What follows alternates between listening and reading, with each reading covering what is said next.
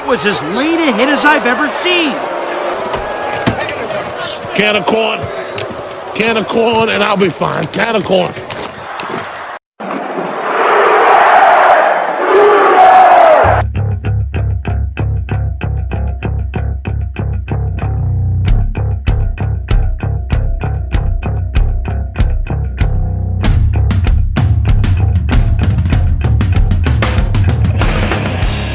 Hey, Sooner football fans.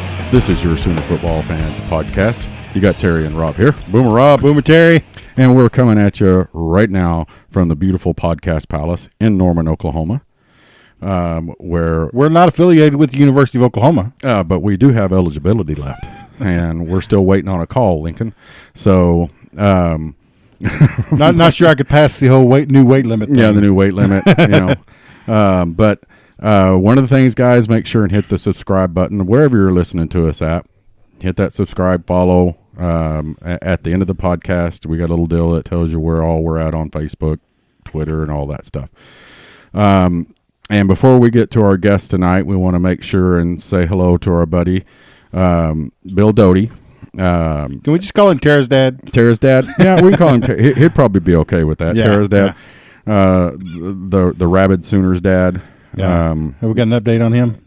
No, I mean, we want to send him out good thoughts every day and let him know that we're thinking about you and hope you're having a good day today. Hope you enjoy the podcast. Yeah, and if you do feel up to it one of these days, we'll get you on and we'll figure it out. But absolutely, we just want to make sure that the Sooner fans know about him. He's been a fan since the 50s, and it's just a plethora of Sooner knowledge and fandom. So, Bill, we hope you're doing okay today.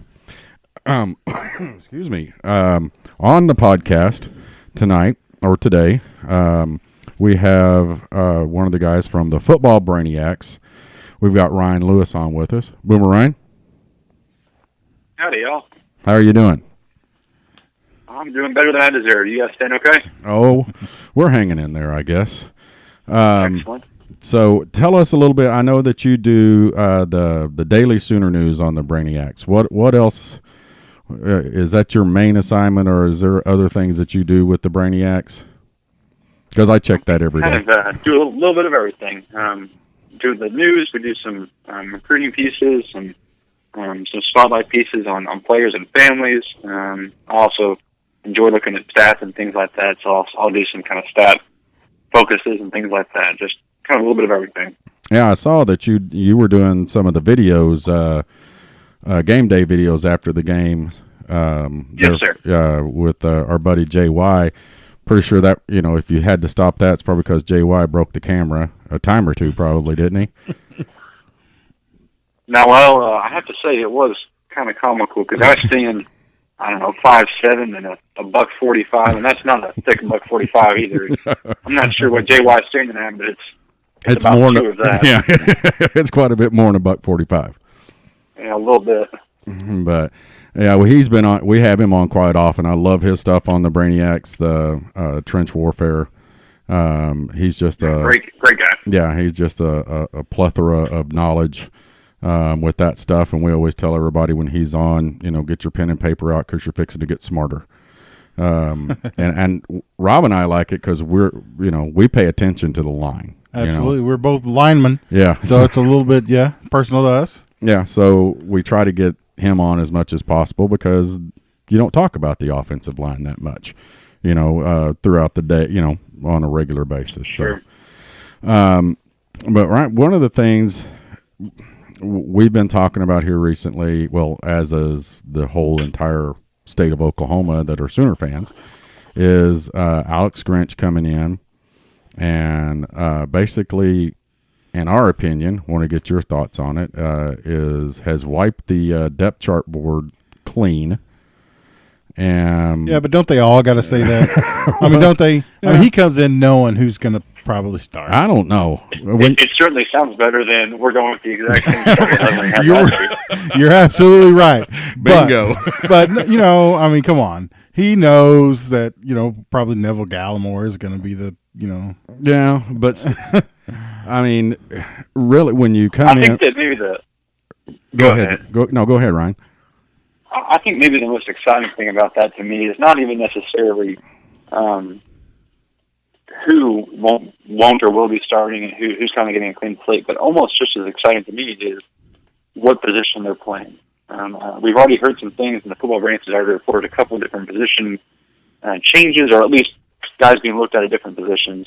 Someone like Buki being looked at the nickel, someone like Trey Norwood being looked at a safety. I mean, these are potential changes that someone like Grinch is going to come in and say, how can I get the best 11 guys on the field for my particular scheme? How can I use my talent to the best of my ability? So I think that'll be an exciting thing. If nothing else, that'll be exciting to see. How can you get those best 11 guys out there? Yeah, and I mean, it's almost, and I said that kind of tongue in cheek, wiping the board clean. But when you walk in with the defense that ranked 114th, I mean, there is no board. Yeah, there is no. I mean, like you said, it sounds better, but I mean, you would almost have to think, from the fan perspective of Rob and I, is you better, and it seems like from everything I've read on the Brainiacs and other sites that the guys are taking it serious on that side of the ball right now during the off season, the weightlifting and the conditioning drills. Yeah, I think so. It'll be really exciting to see what kind of changes he's going to bring to the defense. Like you said, when you're coming in range 114, whatever else they've been the last few years, A, there's expectations for improvement and changes, and B, there's also lower expectations in the sense that, I mean, if the OU defense comes out of next year ranked 50th, I think Sooner fans will be pretty happy. Yeah. And that, you can't say that at many blue blood schools, right? I mean, right. How many top 6 programs in the nation can you say that at? Not very many. Right. So I think that is something Grinch has going for him. And to me, that was something that was very attractive about this job. You've got a job where the offense is going to be rolling every year, and you know that your defensive expectations are not that of Alabama, not that of Clemson, right. Not that of whoever else you want to throw in there. That's not to say that OU can't or won't be a top 5 defense. I think they can be. But it is to say that they don't have to be, in the sense that their offense is going to be scoring at will. Yeah, and we talked about it a bunch, last year and this year.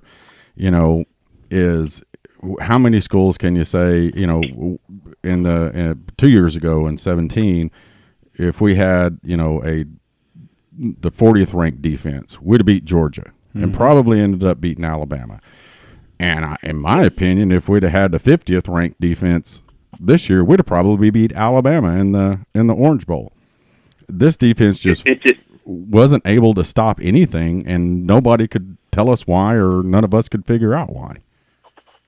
No, I think you're absolutely right, and it's at least worth wondering. I know for Sooner fans, 10 years from now, whether Lincoln Riley goes on a run and has 5 championships in the next decade, or Lincoln Riley never gets one at OU, no matter what, I think these first 2 years, maybe especially that first year, Sooner fans are going to be wondering, what if with that defense? Again, for sure. A 40th ranked defense, and I'm not sure you can convince me that OU doesn't win a title in 2017 and maybe 18. Right. Terry and I both have said numerous times that if we have a defense that has squandered a national championship caliber offense 2 years in a row. Yeah, I mean the best offense by far, in the last 2 years has been Oklahoma, and nobody's been even close. Not even close. Well, not just last 2 years, right? These are historically good offenses. You have 2 record-breaking quarterbacks that have done things no other quarterback's done in history 2 years in a row, and really 3 years in a row with Baker in 2016. Right. And then the defense as a whole has been the offense as a whole has been historically great. So, again, this game of what if is going to be a painful one for Sooner fans, particularly if Lincoln can't grab one in the next few years. Well, with that said, though, I do think Grinch is going to be a great guy for this. I think one of the things that really excites me, and TFB's own Super K has really harped on this point over the last few years, get you a defense that's going to be aggressive. If you go back and look at Baylor in 2011, 12, 13, 14, whatever those years were that they were very good, well, leave aside everything else about Baylor for the moment. Their offense was great, but their defense wasn't anything world-changing, but it was aggressive, it was fast, and it was strong. Right. And the benefits of something like that for OU could be the same thing it was for Baylor. If OU is going to score most of its possessions, most of them in the first 2 minutes. Right. It would make sense to get their offense the ball as much as possible. But obviously, the prime example of that it didn't work out that way is Army this year when they had, whatever it was, 15 minutes of possession.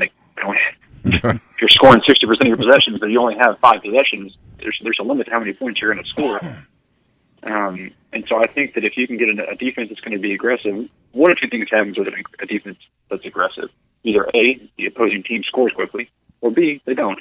But either way, the possession's over quickly. Right. Your offense gets the ball back. Right. And if nothing else, in a game that has about equal possession as far as time of possession, I'm willing to take my chances that OU's going to come out on top of that most of the time, just because their offense is that good. Right. Well, and they're not going to lose a lot of games that they get 30 minutes possession. Yeah, and Rob said it, time and time again. We used to, we talked about before the Alabama game this year, and Rob left during the Alabama game. We were like, why be aggressive, do something they're not expecting? Why didn't we just throw the kitchen sink at them? It's Alabama, for crying out loud. Just send the cavalry every play. Just do something that you haven't done to disrupt them. And it just seemed like that base and playoff, and it just was difficult to watch, over and over and over again. And then when your offense in that game comes roaring back and it is keeping you in the game, you still need those couple of stops there at the end to get that ball back to them, and they just couldn't do it. And we didn't make any changes, it didn't seem like. Yeah. Now, I mean, obviously I'm not a professional coach or anything like that, but it just didn't seem like we did a whole lot to change the rough shot they were riding over us. Did to you guys? I think the lack of changes has been one of the more frustrating things for Sooner fans over the last few years. The banging your head against the wall, so to speak, is tough to watch. And I think that one argument can be made that, it just seemed like the most logical approach, even if it wasn't working. But that old saying of the definition of insanity is doing the same thing over and over and seeing the same result, that still holds true, even if it seems crazy. I'd rather see someone blitz. I'd rather see us blitz 11 guys than watch the same thing over and over. We know we're getting torched anyway. we're what we're doing ain't working, And I'm like, like what you said earlier, if they score quicker, you know what? I mean, in the first quarter of the game, Oklahoma had a little bit of time. There was times that we were watching, games here at the house, the away games. We go to the games at OU, but me and Rob would just go, let's let them score. They're going to score anyway, instead of them taking up 7 minutes. Absolutely. Just go ahead and give it up at this point. They've crossed they're on our 40. They get another 20 yards. They're going to score because we can't stop anybody in the red zone. Oh, for sure not in the red zone. And I don't think I've ever seen a defense. Now, I know that somebody always has to rank last, but we only had one red zone stop last year. It should never be associated with the University of Oklahoma. Yeah. No, that's a stat that's not acceptable at OU. I think that it's in stark contrast, your point about scoring quickly and what we've been talking about. My memory of the last few years of the Venables era is OU got burned a lot. That's my memory. I'm not saying that's what happened all the time, but those last few years, the defense wasn't really very well ranked at all. So, as a side note, people that say OU scared off Venables and you could have been great at OU, that's really not what exactly happened. Right. We'll leave that alone for the moment. But my memory of the last few years of Venables at OU is guys like Zach Sanchez getting burned over the top. And I'm not calling that Zach Sanchez. I'm honestly not. That was just sometimes the alignment that OU was set up in. It was a very aggressive alignment. And I think that the flip side of that has been Mike Stoops over the last 3 years, a very conservative prevent style defense where you don't give up, in theory, you don't give up big plays, but you just get chipped away at. And neither approach is exactly fun to watch if the approaches aren't working, either one's fun to watch, but it's a lot more beneficial for an offense like they're used to have the get burned over the top approach where at least you're going to get the ball back to your offense quickly. Right. If you have to choose, that's the lesser of two evils. Right. And, the thing, too, is the defense, it falls all the way back even to Bob. Okay. A lot of people, when you say that, Sure. they're like, oop, but the things that were going on with Venables and stuff, he signed off on. Okay. And that's why the uproar and stuff. But Rob and I have talked about it before, I think Oklahoma's philosophy was we've got to play defense in the Big 12. So I think Bob changed his philosophy from what it was in the mid 2000s. It wasn't the big, mean, nasty, linemen and linebackers all the time. It became smaller rush ins that drop back in coverage. Everybody talked about always seeing, why is Oboe back in coverage? Why is Stryker out in coverage? They were rush ins, but they were undersized. They weren't like Sure. these guys we've got coming in now. I mean, that are 6'5". And it just seems like the philosophy was focused on Big 12 offenses. We're going to build ourselves to, and that's what we compete in. But it's obvious that couldn't compete at a higher level when we go to the Orange Bowl. Well, when we go to the, the Champ U Bowl or the Champ Sports Bowl against Clemson the first time and just got routed. That was the Russell Athletic. There it is. For I knew it was one of the Russell Athletic. Now I think it's the campground. Well, don't kid yourself. The Clemsons are getting the players right now. Right. The SEC, Clemson. I mean, Clemson's going to have 3 guys from that defensive line go first round this year. Yeah. First It is round, 3 of incredible. them. It's absolutely incredible. Yeah. So, I mean, that's major talent. I mean, But to that point, I mean, that's what I think that Bob and the staff it focused on was winning the Big 12, stopping Big 12 offenses. Well, then when you get out of the Big 12 in the postseason, it's weird to say postseason with college football, but when you get into the playoffs now, you're going up against teams that like they're not the finesse Big 12. These are guys. The defenses and offenses that, chew on nails and crap out chains, I mean, that's just the style that it is. And I think he realized it real quickly that it wasn't working. And then they've been trying to rebuild it since the last year he was there. And, it just hadn't worked. And, well, I mean, when's the last time we had a defensive lineman or 3 go in the first round? yeah. I mean, Gerald McCoy. was Last Gerald one McCoy? that comes off my, I was going to say Gerald McCoy is the last one that comes to my mind. I'm not saying that's true, but that's the last one. That's and geez, that was what, 2008, 9, somewhere? Yeah. That's 2010 draft, because that's the same year that Sam and Trent Williams went. That's crazy to think that we haven't had, but it is what it is. Now, let's change topics a little bit over into the quarterback, because we had a real interesting discussion the other night on the podcast with one of our fans that we had on. And I never thought about talking about this before, but I'd seen it on Twitter when all the rumors started popping up about Jalen Hurts might be coming to Oklahoma. He entered the transfer portal, all the stuff that went on with that. There were a lot of Sooner fans out there tweeting and putting on Facebook and things that, hey, we don't need him. There's no need for him. What's this message sending to our quarterbacks or other recruits? And Jim Dillingham from Arlington was on the other day, and he brought that up because that's a concern of his. Rob and I are no type of recruiting gurus at all. We rely on you guys for that. For that, we just sit back and watch. What are your thoughts on is that going to affect the future recruiting of Oklahoma quarterbacks, or what are your thoughts on it? It's going to be interesting, and it's one of those that you can classify as a good problem to have, right? I mean, it's better to be having a problem with too many talented quarterbacks than not enough.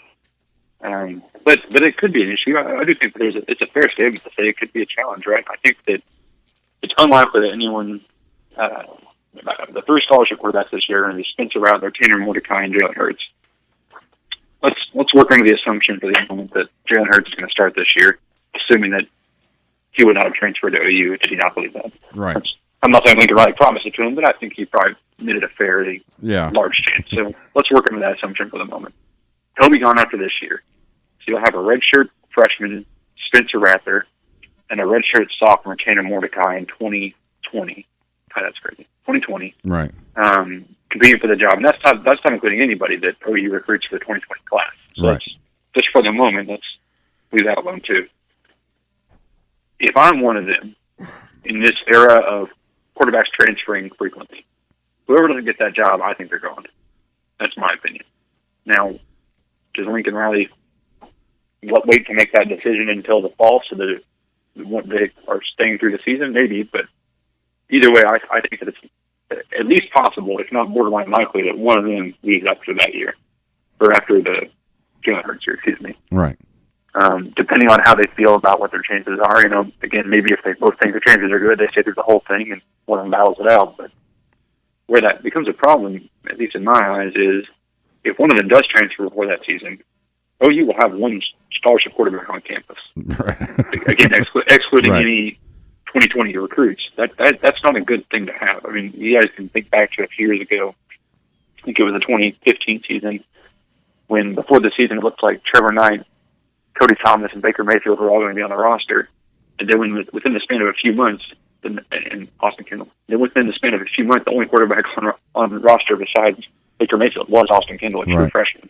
Right. And that's not a knock to Austin Kendall, but that's never a position you want to be in, right? That your only other scholarship quarterback is a true freshman. That's just a scary spot to be in. Right. So down the road, I do think it's a potential concern. I'm not sure what the answer is to that, but it is a potential concern. I do think that Lincoln Riley is going to try to go grab himself someone in 2020, and the way he's been recruiting, I mean, he'll get whoever he wants. Right. But it is at least something to think about that down the road it might be a challenge. To be fair, though, I'm not sure that it really changed anything, because the flip side of that coin is whoever won that job out of Tanner Mordecai and Spencer Rattler, odds are that the other one still could have left. Right. And it still wasn't an illogical thought to think that one of them might have left. So at the end of the day, Lincoln Riley went out and got himself a veteran quarterback. He knew that he was getting a lot of departure on that offense, and even though there's a lot of talent, the experience and the veteran presence on that offense is lacking. I mean, you think about the whole line's gone except for Cleveland Free. The running back stable is actually pretty veteran. And then at receiver, you've got guys like CeeDee Lamb and Grant Calcaterra and Lee Morris. But outside of that, there's not a lot of guys on that offense that have really even started the games. Right. So I do think that this is a huge thing as far as experience and getting that veteran presence on the offense. And then the next part of this argument for fans that said that they weren't sure about Jalen was, he's a run-first quarterback. They're not sure about passing ability, yada, yada, yada. And at the end of the day, Baker Mayfield was nowhere near where he ended up his freshman year at Texas Tech. Not even close. Right. I mean, his freshman year at Texas Tech, this is not a guy you say is going to win the Heisman. Could have honestly very easily won 2 or 3 of them, and is a first-round draft pick. Right. And breaks the efficiency record all time. That's not a guy you're going to say now. Kyler Murray was obviously a great quarterback in high school, but his freshman year at Texas A&M did not make you think that this is a future Heisman winner and potential top 10 draft pick. So I certainly don't want to take away from Baker and Kyler, because I think that they're obviously generational talents and incredibly gifted quarterbacks. But I do think there's something to be said for the fact that Lincoln Riley obviously knows how to coach quarterbacks. Yeah. So I do think that Jalen will benefit from some development and some coaching up. And I also think for the Sooner fans that are scared about, well, this is a running quarterback, is Lincoln Riley just going to run every play? Lincoln Riley had the fastest player in college football on his roster last year. He still didn't run the quarterback every time. So I think we can all probably relax on that one. Yeah. Again, if he didn't run it every play with quite possibly the fastest guy in college football last year, he's not going to run it every time this year. Right. Well, we were always wondering when they were ever going to run him and Hollywood. You think maybe we had the fastest two? Yeah, I think we had the fastest that would two. be awesome. Yeah, him and Hollywood and running an option. Just around the corner, Hollywood, you just trail him, and before you slide, pitch it. I can't believe he never broke that jet sweep. Oh man! The one that I was always disappointed about was that there weren't at least a couple of plays in the 2017 season with Kyler and Baker on the field together. I think it happened once. Yeah. But there was a lot of fun left on the table. I'm not saying it would have worked, but it would have been fun to watch. Oh yeah. But yeah, Kyler Murray last year, that they did, of course, incorporate a little bit more running into the quarterback game than they did with Baker, because they had a different kind of talent. And I think that Lincoln will again look at his talent and kind of see what's best for the offense, and probably adjust a little bit this time too. But I don't think there'll be wholesale changes. So right, at the end of the day, this is a net positive. Yeah, and let's face facts. This Jalen Hurts situation is an anomaly. This doesn't happen all the time. I mean, that you have a guy who's, basically won a national championship. He's been on the best team in college football, graduate school early. He's got a guy that got moved in front of him, and everybody in the country, he was, as a backup quarterback, he was 9-1 odds to win the Heisman next year. He's listed as a backup quarterback. The day after he comes to, he announces he's coming to OU, he's a 6-1 odd to win the Heisman. Sure. And you can talk Vegas and odds and everything else. Those guys really kind of know what they're talking about. They do. They do. They set that stuff to entice betting and stuff. But I mean, this is just an anomaly. It's not something that's going to happen every year. And it's the difference is you've got a guy who's lost 2 college football games in his career, and he's highly intelligent. He's a leader, and who's going to pass on that? Nobody would have passed on that one. Absolutely not. And another interesting thing about him is that, and I think it's really neat. It's cool that there's Alabama fans that are now Oklahoma fans. They're still Alabama fans, but they're Oklahoma fans because they love Jalen. There has been new Twitter accounts pop up of people that says, this is my Oklahoma account because I'm following Jalen. And off of our website, I got a really cool letter, and I've been talking with this lady. She's a longtime Bama fan, loves Alabama, but she sent me this stuff on Jalen Hurts that's just crazy, amazing what this kid did in the little amount of time that he was there. And her name is Tony House, and she sent me this letter. And I didn't realize that he graduated from high school early in December 2015. He was barely 17. He came to Alabama at the end of December 15, or the first couple of days in 16, and he was the scout team quarterback to prepare them to play Clemson with Deshaun Watson. So this kid comes out of high school, shows up on campus, and they put him on the scout team defense to replicate Deshaun Watson. The next year, not a bad comparison. Yeah, he was the youngest player. There are worse ones. Yeah, he was the youngest player in the quarterback room in 16. His first spring game, he was 17. The next youngest quarterback was 20. He turned 18 before the SC game in September 2016. He was the first true freshman to ever start under Nick Saban. And the following year, every scholarship quarterback, I believe is what she said. Yeah, the scholarship quarterbacks after he left had transferred. And they had freshmen coming in, and then we all know that.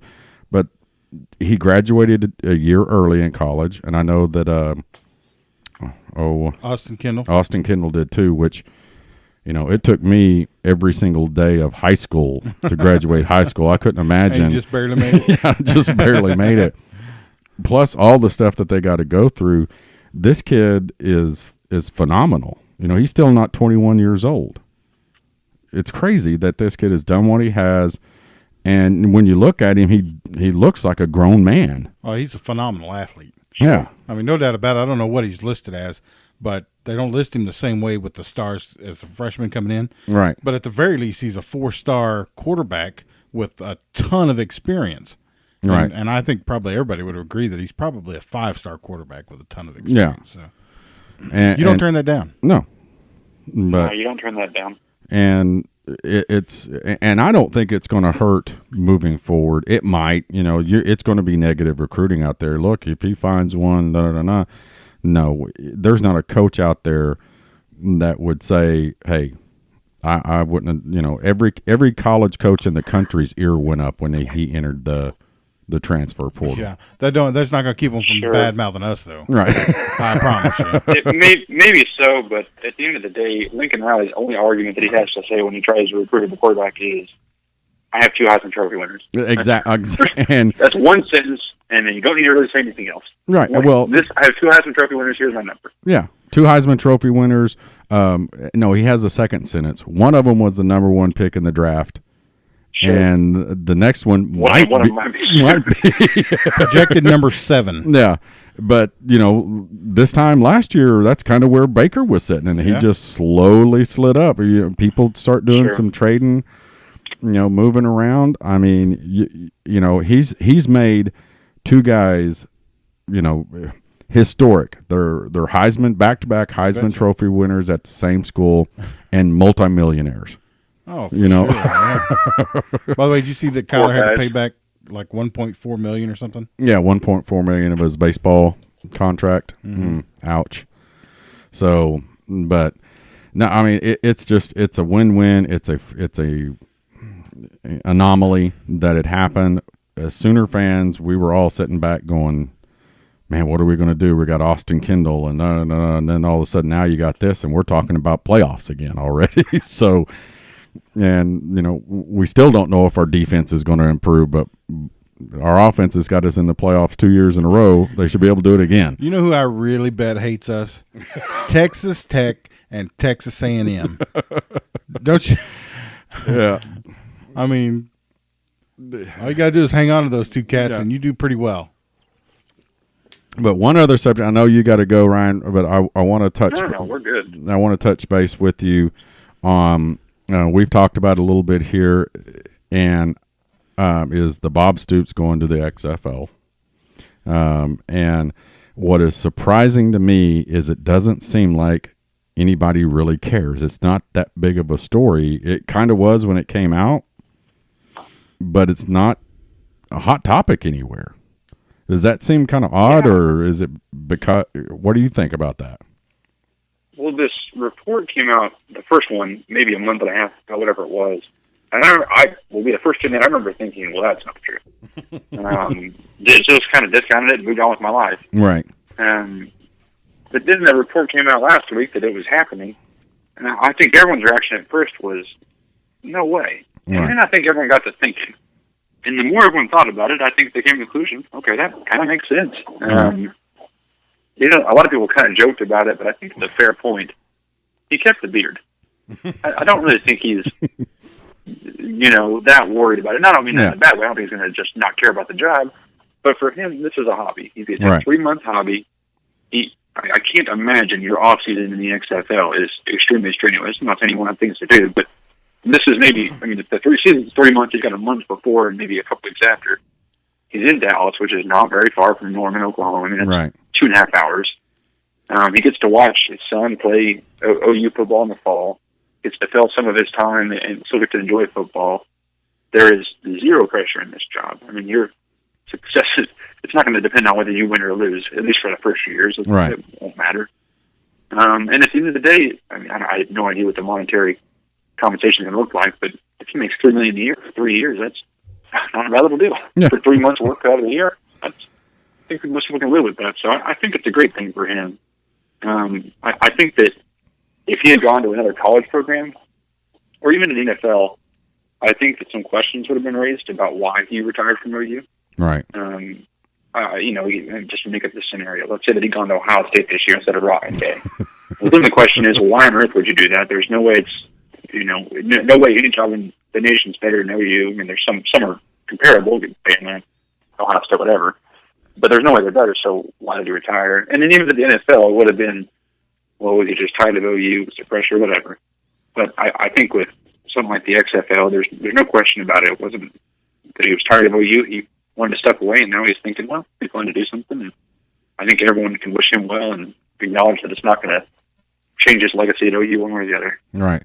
Well, what I wish he would have done after I watched him this Saturday was the AAF. I wish he'd have been an owner / general manager of one of these AAF teams and put it in downtown Oklahoma City, because that was some pretty good football this past weekend. Oh, I enjoyed it.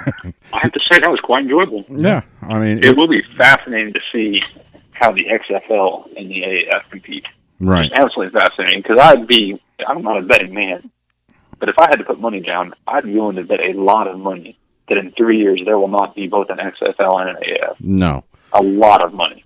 So the question is, which one's going to succeed, which one's going to fail? right, and I think, or both going to fail. yeah, I think the AAF has more of a chance to make it because it's got the support of the NFL.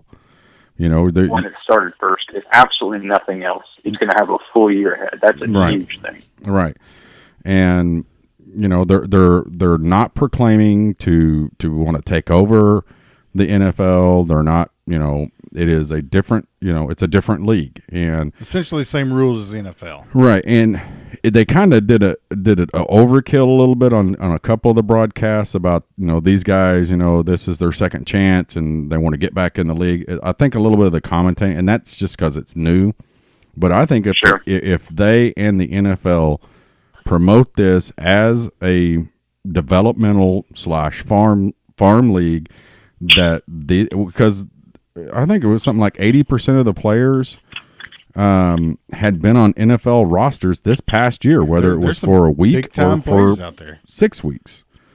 You know, Yeah. no, go ahead.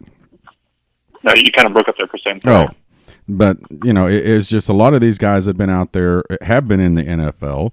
Some of them haven't yet, so it's an opportunity. What's the quarterback from the Rams? Kurt Warner. Kurt Warner said he would have loved to had this league because he stood on the sidelines before, you know, and he went back and forth. He goes, when you're the third string guy, he goes, you got to understand, you don't do anything.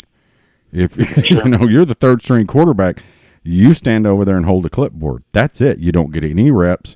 You don't get any better. There's no chance for you to get any better. These guys now can be offered, hey, do you want to be on the practice squad? And if not, you can go play in the AAF and get probably better experience than you would on the practice squad. If they use it like that, the AAF will be here for a while. But I think it could be, and I think another interesting thing will be, do players see that as a better option than sitting around and being traded? I mean, if you can go do that and then come back with a little bit of, not a lot of say, but, you know, a free agency kind of thing where you kind of have a little bit of say in where you're going. right. It'll be interesting to see.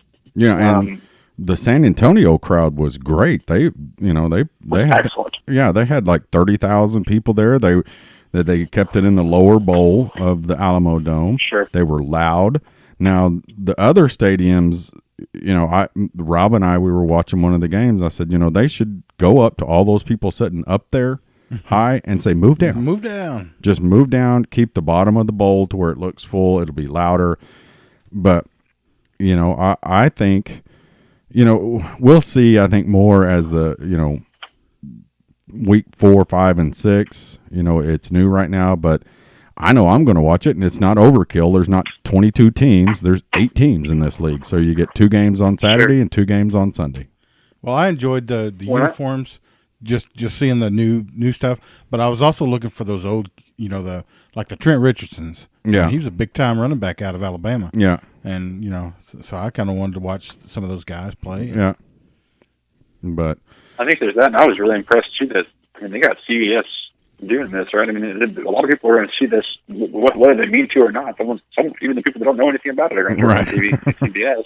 right, and then So they did quite well. yeah, and the NFL Network is carrying a game a week, so you know they're Sure. which is again, you know, it's a plus that, and they're talking about it. Good Morning Football, I watch it on Monday morning. They were talking about the AAF games, and so did ESPN. And The only thing I think that there would be a problem with it is, let's just say the Dallas team starts up and we like Bob, so we're watching it, and we like their players. They have a outstanding running back, whoever his name is, just call him Rob Mixon.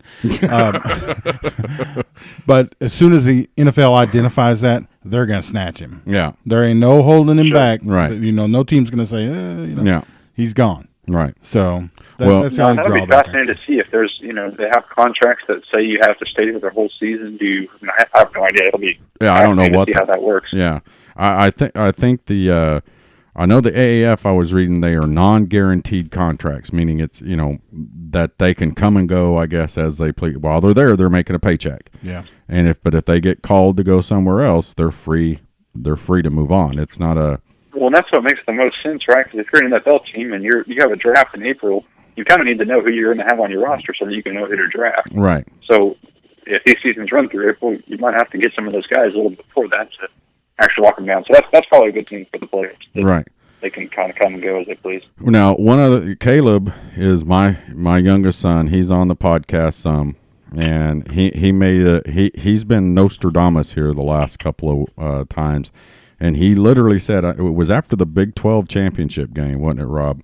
That and the SEC championship. And it was after the SEC game. We were watching it, and Caleb brought up the fact that Jalen Hurts was graduated, and he's going to transfer this year. He's going to enter the transfer portal, and he's going to be at Oklahoma. Caleb said that in December, okay? Well, it happened, okay? The other night, he comes in here and just sits down. All he does is pick up the microphone and say one thing. Adrian Peterson will be playing for Bob Stoops in the XFL next year. What do you think about that? That'd be funny. That'd be awesome. Not only funny that way, that'd just be awesome. Yeah. The other day, the reason I kind of said funny is because the other day I saw someone posting about drafting an all OU team for Bob, right? Mm-hmm. Just coming up with guys like Landry and people like that. Yeah. It'd be awesome. I have to say, I don't think AD's done yet. I don't either. I'm not saying by 2020 he might be done. I'm not saying it's not impossible, but he's this past year he's looked as good as he's looked in a long time. Had a great year, monster. Yeah, I mean somebody that is that fit and healthy and built, and their longevity is he's been hurt a couple of times, but he hasn't taken punishment. He's dealt it out. You know what I mean? I think he's got quite a few more years to be playing personally, but I think it would be kind of funny. He'd be the first NFL player to, step out and go, hey, I'm going to the XFL. But I think I don't think the XFL right now. They already tried that. I don't think they're going to go after NFL players. They're going to try to do like the AAF is and try to build it. Because it's already failed once. It failed horribly once with them trying to do that. No, I think you have to start like that, but I do think that in a year or two, if you've got a little bit of a base built and a foundation built, I do think the guys like Adrian Peterson in the sense that they're nearing the killing of their career in the NFL, but they might still be looking to do something. Yeah. Those are the kind of guys that you should go after, right? I mean, even if they're not in their prime. Let's say in 3 years, AD's done. Yeah, even though he's not in his prime, Adrian Peterson in the XFL in 3 years would still be the best running back in the league. I'd be willing to bet. So I do think that there's something to be said for, kind of scouting that talent, so to speak, of guys that are nearing into their prime in the NFL, but ready to do something else. Yeah, and I'll just close on this real quick because you said that. One of the things, and I cannot remember the guy's name, but when the Oklahoma City 89ers had, playing up at Fair Park, and this was in late 80s, early 90s, they had a guy on their team. Rob, you know who I'm talking about. Balboni? Balboni, that's it. Steve Balboni. Heck yeah. Balboni. I used to go up there all the time. Yeah, and watch him. And he was a crowd favorite. And he was on the back end of his career. He played baseball because he loved playing baseball. He didn't care that he was in the minors on a AAA team. And people came out there to watch him play ball. Absolutely. And if someone like Adrian does that with the AAF or the XFL, that says, you know what, I still got a little bit of time in me. I'm not an NFL quarterback now. I'm gonna go over here and play. That's what the AAF or XFL would love, to get this guy in his, what is it? The twilight of his career. Yeah, they're gonna go after people like that for sure. No doubt about it. But anyway, it's certainly a name puller. I mean, imagine. I know this would never happen, but just bear with me for a moment. Imagine someone like Tom Brady playing in the XFL in 3 years. Again, I know it's not going to happen, but you get the example that I'm drawing. People would come in droves to see him. Yeah. Of course they would. You know, No, you're absolutely right. But you know, again, and even defensive players. What's the I just went blank. My Steelers guy. I'm sitting here like James Harrison. Sure. Go play in the AAF, brother. I mean, go play. I'd still pay money to see Ray Lewis play. Yeah, yeah. I don't care. Yeah. I don't care how far past his prime either. Some of these guys that are still fit, and hey, it's not there. It's not NFL caliber, but I still want to play football. They're paying $75,000 a year for you to come and play. Go do it. I mean, sure. But and especially those guys that have played in the NFL for 10 years, they don't need the money, right? Right. It's not. Right. They're not worried about the paycheck, so they just still want to. They still want to play. Sure. And that would be cool if one or both or one of these leagues ends up doing that. Not only getting some up and coming talent, but some guys stepping down and going, I'm retiring from, the Steelers, but I'm going to go play for the Birmingham Iron, and for a couple of years, that stadium would sell out. So, but hey, Ryan, we appreciate you coming on with us, and everybody again, check out. I know all you already do, but the Football Brainiacs, all their stuff on there is great. I know. Ryan, rattle off. I know James Hill. He's been on our podcast a couple times. Who all is contributors? We got JY. So we got JY. We got Super K, and we got Charlie. And that's kind of, and then James, myself, that kind of covers most of the OU side. So yeah, definitely check them out. thefootballbrainiacs.com. Great for a lot of things, but particularly great for recruiting information and things like that. And I love it. I go on a regular basis and check it out. I like the way it's set up. It's real quick articles that you can read and go through, make comments, read other people's comments, and comment on people's comments and get conversations going. It's a real cool concept. So go out there and check it out. But Ryan, we appreciate it, man, and let's do it again sometime. Okay? That sounds great. LT, welcome. Bobby Boucher. Come on, Bobby. Thank you, Mr. Longshade. Tell me, what is your secret? How do you find yourself in the right position all the time? That's a good question. What happens is the center has the ball first, and quarterback will say hike. That's when the center puts the ball into the hands of the quarterback. So what I'll do is I'll start tackling the quarterback unless he give the ball to somebody else, in which case I'll try to tackle that person. Gentlemen, which brings me to my next point. Don't smoke crack. Thanks for listening to the Sooner Football Fans Podcast. Sooner Football Fans Podcast is hosted by Rob Nixon, Terry Long, and occasionally Caleb Long. It is produced at the beautiful Podcast Palace in Norman, Oklahoma. Follow us on Twitter at SoonerFBFans and like our Facebook page at Facebook.com/Sooner Football Fans, and visit our website at www.SoonerFootballFans.com to read our blogs and keep up with our tailgating activities. Boomer Sooner, everyone.